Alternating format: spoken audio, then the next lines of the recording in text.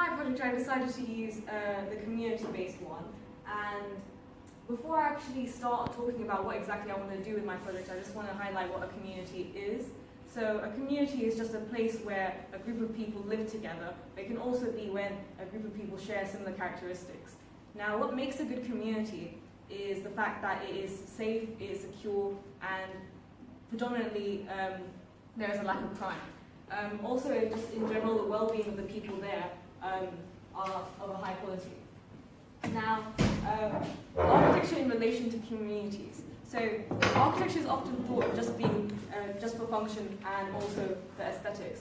But for me, I personally found that the architecture does reflect the community in the sense that the values that the community has is often associated with the government that is in control at the time. So in poorer communities, we see housing that is not necessarily well built, and the government doesn't necessarily spend or allow people to spend more money and more resources into creating housing which is appropriate for those people to live in. I find it really interesting how the Grenfell Tower incident is actually a really good example of how the government intervention of the way buildings are built actually affect living conditions. So here you can see the two differences in buildings. They're actually 30 minutes away from each other, which I find really interesting because it just shows that even though they're all one community, there's such a big divide in between the poor and the rich.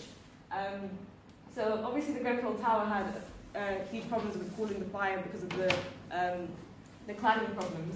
But here we have, very close to it, is really expensive houses which are actually worth about 8 million to buy in Victoria Road. So that's obviously both in Kensington. But we see that, especially in terms of the aesthetic, we see that this building is not necessarily as aesthetically pleasing, and also it's funny how that building is the one that accommodates more people, yet it's vertical, and then these ones who don't are horizontal. So if anything, these more expensive buildings are taking up much more space, but they don't accommodate for as many people. They're just richer people. So specifically in terms of like how the Grenfell Tower actually had problems, so I already mentioned the fact that the cladding was very insufficient at restraining the fire, but also,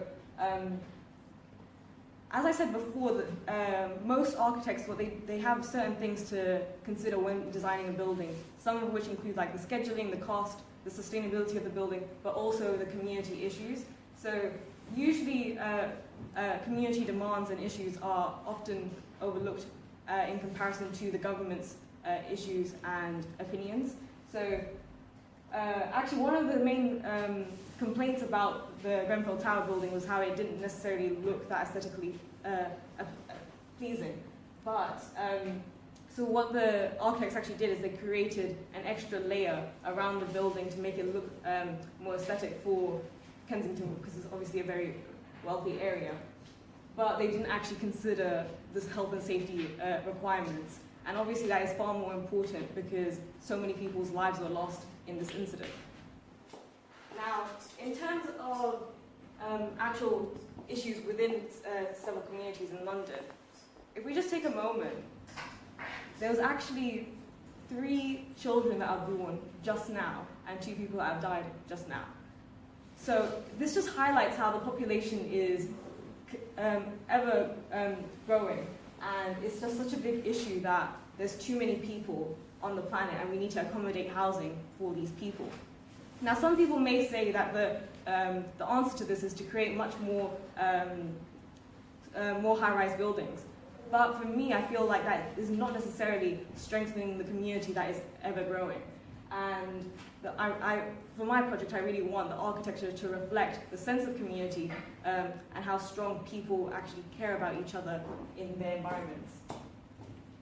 So if we look at poorer areas in London, you see that there's so many people living in very terrible conditions, where 3.6 million children are living in housing which is not necessarily appropriate for them. Now, you can tell from just the look of these 2 buildings that they're not, people who live in these buildings are not necessarily valued in the same way as people of wealthier classes are. And the reason why I'm saying that is because you can see there's such minimal space in between each of these houses. And also, just in general, people who live in these houses don't necessarily find their neighbors as people that they can talk to. It's often very private and very individualized, which is something that I want to change in my project. So I looked into 5 different buildings that I thought would be interesting. And yes, they are all high-rise buildings, but they also have elements of them that build that sense of community. So in these 3 buildings, you see that the social spaces are much bigger, and it allows people to interact with one another and just build that sense of community, the fact that there's places for them to socialize and things like that. Of course, the building itself will not necessarily resolve the problems of poverty and the divide between poverty and wealthier classes. However, I do think that it will just, as a designer, you have the power to create a building that will not only last for generations, but also make sure the people who are living in these houses are satisfied. And that's why I want to do this as my project. Thank you.